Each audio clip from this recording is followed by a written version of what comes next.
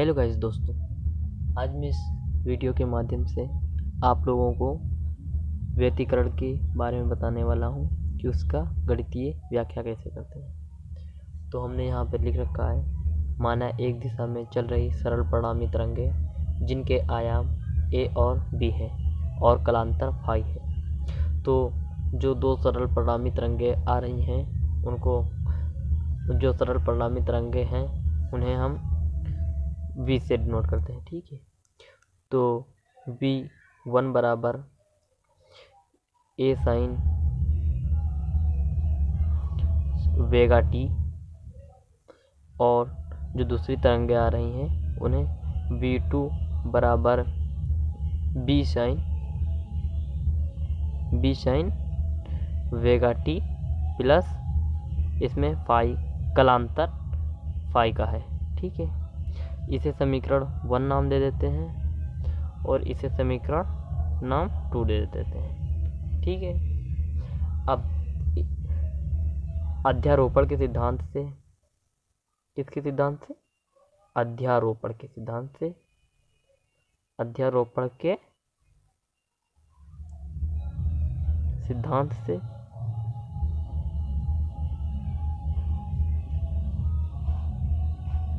ठीक है, अध्यारोपण का सिद्धांत ये कहता है कि पहली तरंगें प्लस दूसरी तरंगें दोनों को जोड़ दिया जाए। ठीक है, तो दोनों को जोड़ दिया जाए तो पहली तरंगें क्या है इसमें? a sine omega t plus दूसरी तरंग है b साइन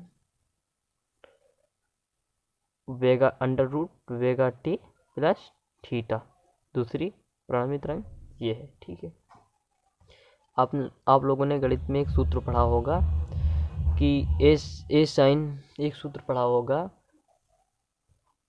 कि sine under root a plus b is equal to sine a cos b plus cos a sine B.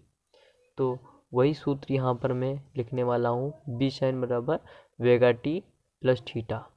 ठीक है, वो सूत्र अभी मैं लिख दे रहा हूँ नीचे, उसकी चिंता ना करें, आप देख लीजिए। तो ए साइन वेगा टी ऐसे ही लिख लेते हैं, ए साइन वेगा टी, प्लस का निशान है, प्लस लिख लेते हैं। ठीक है, अब B sign omega t plus theta की जगह पे वो सूत्र हम गणितीय सूत्र लगाते हैं। ठीक है, तो इस जगह पे बी साइन वेगा टी और कॉस फाई, राइट, इसके बाद प्लस का निशान। ठीक है, वो सूत्र है लगा रहे हैं जो बी कॉस वेगा टी और साइन फाई, इसमें ये सूत्र हो गया। ठीक है, अब इन दोनों में हम कॉमन लेते हैं, साइन वेगा टी यहाँ पर कॉमन आ रहा है। ठीक है, अब साइन वेगा टी कॉमन आ रहा है तो इसलिए बचा क्या? अब बचा ए और बी कॉस फाई बचा, ए प्लस बी कॉस फाई। ठीक है, ब्रैकेट के बाद जो कॉमन लिया था उसे हम लिख देते हैं साइन वेगा टी। ठीक है, अब बचा क्या? Plus b cos omega T sine phi. अगर हम बी साइन फाई को पहले लिख दें और कॉस वेगा टी बाद में लिख दें तो कोई फ़र्क नहीं पड़ता। ठीक है, तो बी साइन फाई और कॉस वेगा टी। ठीक है, इसे समीकरण नंबर 3 का नाम दे देते हैं। ठीक है, अब देखिए, अब मानते हैं हम इसे, इक्वेशन लंबी ना हो इसलिए हमें छोटे शब्दों में ले लेते हैं। माना r cos theta a plus b cos phi की जगह पे मान लेते हैं। ठीक है, अब इसे इतना मान लेते हैं। अब देखिए, बी साइन फाई को हम क्या मान लेते हैं? R sine theta. ठीक है, तो बी साइन फाई को मान लेते हैं। ठीक है, इसे समीकरण नंबर 4 दे देते हैं और इसे समीकरण नंबर 5 दे देते हैं। ठीक है, अब देखिए, अब समीकरण हमें समीकरण नंबर 3 में रखने पर, ये जो हमने मान निकाला है इसको समीकरण 3 में रखने, अब रखते हैं इसमें, ठीक है। तो रखते हैं, देखते हैं पहले। तो v1 बराबर ए साइन वेगा ए प्लस बी कॉस फाई की जगह पे क्या लिखें, और कॉस थीटा प्लस ये पर साइन वेगा टी,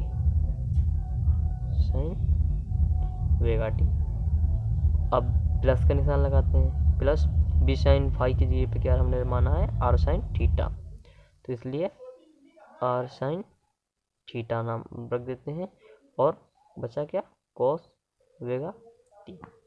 अब देखिए इसमें r cos sine omega t, r cos theta sine omega t, और plus sine theta cos omega t, ठीक है।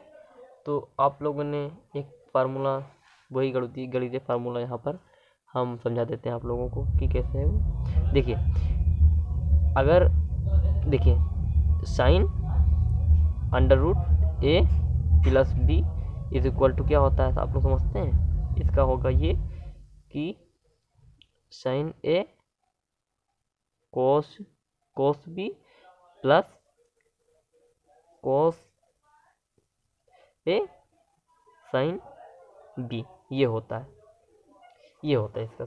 तो वही हिसाब से अब ये देखा जाए तो साइन ए कॉस बी, इसी जगह से r cos theta sine omega t, theta omega t है इसमें, तो ए बी है इसमें, फिर r sine theta cos omega t, तो कॉस ए साइन बी है इस जगह पे, ठीक।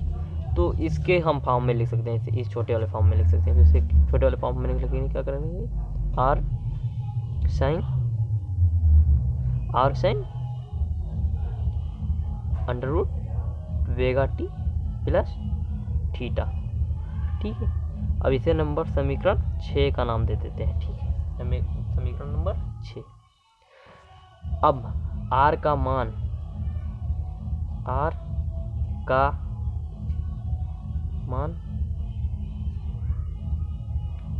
निकालने के लिए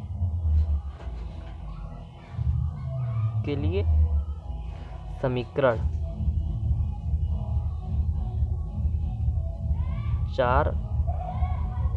व 5 को वर्ग करके जोड़ देते हैं, ठीक है। तो हमें r cos theta plus r sine theta को जोड़ते हैं, यही तो लिखा है हमने। आर का मान निकालने के लिए समीकरण 4 व 5 को वर्ग करके जोड़ देते हैं, तो इनका वर्ग करके जोड़ दिया जाता है। तो r square cos square theta, अब जोड़ दिया जाए 4 व 5 को, r square sine square theta बराबर a plus b cos phi plus b sine phi, इनका दोनों का स्क्वायर कर देते हैं, ठीक है। अब देखिए r sine theta r square cos square theta plus r square sine square theta, इस जगह पे आर कॉमन आ रहा है, ठीक है, बार बार आ रहा है इसलिए कॉमन ले लेते हैं, ठीक है। आर स्क्वायर कॉमन हो गया, बचा क्या, cos square theta plus sine square theta, ठीक है, बराबर का निशान। अब देखिए a plus b cos square, तो आपने फार्मूला गणित में पढ़ा होगा, ए प्लस बी का होल स्क्वायर क्या होता है, a square plus b square plus 2ab, तो वही फार्मूला रख देते हैं। तो a square plus b square cos phi, a square plus b square cos phi, ठीक है, बी स्क्वायर कॉस फाई है, अब plus 2ab cos phi plus, अब इसका स्क्वायर है अलग अलग, तो बी स्क्वायर, अब साइन स्क्वायर फाई, ठीक है। तो यहाँ पे आप देखिए कि cos square theta plus sine square theta का मान 1 के बराबर होता है। तो इसका मान 1 के बराबर हो जाएगा, तो मतलब कुछ नहीं, यहाँ पर आर स्क्वायर लिख दिया जाएगा, इसका मान 1 के बराबर हो जाएगा। ठीक है, तो a square plus b square cos five plus 2ab cos five plus b square sine square five. तो यहाँ पर बी स्क्वायर और बी स्क्वायर कॉमन आ रहा है, इसलिए हम इसे कॉमन ले लेते हैं। बी स्क्वायर अंडर रूट क्या बचा इसके बाद, यहाँ पर कॉस फाइव प्लस साइन, यहाँ पर कॉस स्क्वायर, स्क्वायर होना चाहिए यहाँ पर स्क्वायर, ठीक है, स्क्वायर, ठीक है। तो cos square five plus sine square five, बचा क्या, ए स्क्वायर बचा और प्लस 2ab कॉस फाइव बच गया। ठीक है, तो फिर अब देखते हैं, तो आर स्क्वायर यहाँ सीधा सीधा आ गया। ठीक है, अब बी स्क्वायर सीधा सीधा आ गया। ठीक है, और cos square five plus sine square five का मान एक ही, इसके बराबर इसका मान भी एक होता है, तो इसलिए इसमें कुछ नहीं लिखते हैं। ठीक है, इसके बाद plus a square plus 2ab cos five. ठीक है, तो अब देखिए इसको हम सही क्रम में लिख लेते हैं, सही क्रम में लिख लेते हैं। ए स्क्वायर लिख लेते हैं पहले और बी स्क्वायर बाद में लिख लेते हैं, प्लस 2ab कॉस फाइव। ठीक है, इसके बाद बराबर लगा देते हैं, और आर स्क्वायर है, अगर स्क्वायर हटा दिया जाए तो आर केवल लिख दिया जाए तो इस पर अंडर रूट चढ़ जाएगा, तो इसलिए अंडर रूट यहाँ लगा देते हैं। ठीक है, यहाँ पर हमने अंडर रूट लगा दिया है जो आर का मान है। ठीक है, तो हम जानते हैं कि तरंग की तीव्रता आयाम के वर्ग के अनुक्रमानुपाती होता है, इसलिए हम यहाँ पर आई प्रोपोर्शनल आर स्क्वायर हो जाएगा। ठीक है, तो आई बराबर आई प्रोपोर्शनल हटेगा के का मान आ जाएगा और आर स्क्वायर हो जाएगा। ठीक है, तो फिर तो अब आर का मान रखते हैं। ठीक है, तो आई बराबर के आर स्क्वायर का मान क्या है, यहाँ पर देखिए आर स्क्वायर का मान है, यहाँ देखिए आर स्क्वायर का मान है B square plus a square plus 2ab। ठीक है, तो यही मान रख देते हैं। ठीक है, तो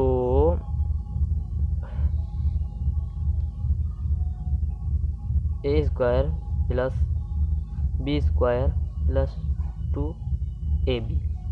ठीक है, अब इनसे के से आई लिख देते हैं, अब के से गुणा सबको करा देते हैं अंदर वाले से। ठीक है, तो ए स्क्वायर से कराएंगे तो क्या हो जाएगा, के ए स्क्वायर प्लस बी से करवाएंगे तो क्या हो जाएगा, के बी स्क्वायर प्लस, और के 2ab से करवाएंगे तो क्या हो जाएगा, 2kab। ठीक है, ये इसका आई का। अब देखिए, अब आप लोग यहाँ पे देखिए इस साइड में,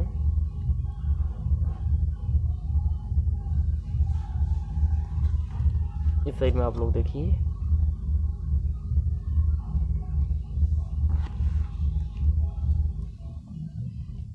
अगर हम के की जगह पे आई का मान देखिए, के की जगह पर अगर आई लिख दें तो कोई ख़राब नहीं है, तो I1 लिख देते हैं इससे, और I2 प्लस I2 लिख देते हैं के बी स्क्वायर पर। ठीक है, इसके बाद प्लस का निशान लगा देते हैं। अगर 2kab है तो अगर 2kab को 2 अंडर रूट के ए स्क्वायर लिख दिया जाए तो इसमें कोई फ़र्क नहीं आएगा, इसी तरह से लिख दिया जाता है अंडर रूट के ए स्क्वायर कॉस फाइव। ठीक है, तो फिर अब देखिए आई बराबर I1 I2 है यहाँ पर, तो अगर I1 I2 I1 plus I2 plus 2ka² under root ka²। ठीक है, तो इसको दोनों को ka² का मान 2, तो दोनों को मान हम I मानते हैं, I1 और I2। ओके, तब cos फाई, जहाँ पर हमें I1 जो है, I1 पहली तरंग के कारण तीव्रता है, पहली तरंग के कारण तीव्रता है, I1 बराबर ka² और I2 बराबर दूसरी तरंग के कारण तीव्रता है, I1 बराबर kb²। तो ये हमने व्यतिकरण का गणितीय व्याख्या किया है। अगर ये वीडियो आप लोगों को अच्छा लगे तो लाइक कर देना, और अगर ये वीडियो आप लोग अच्छा लगे तो लाइक करें, और जो भी गलतियाँ हों उसे कमेंट बॉक्स में ज़रूर बताएं। Thank you.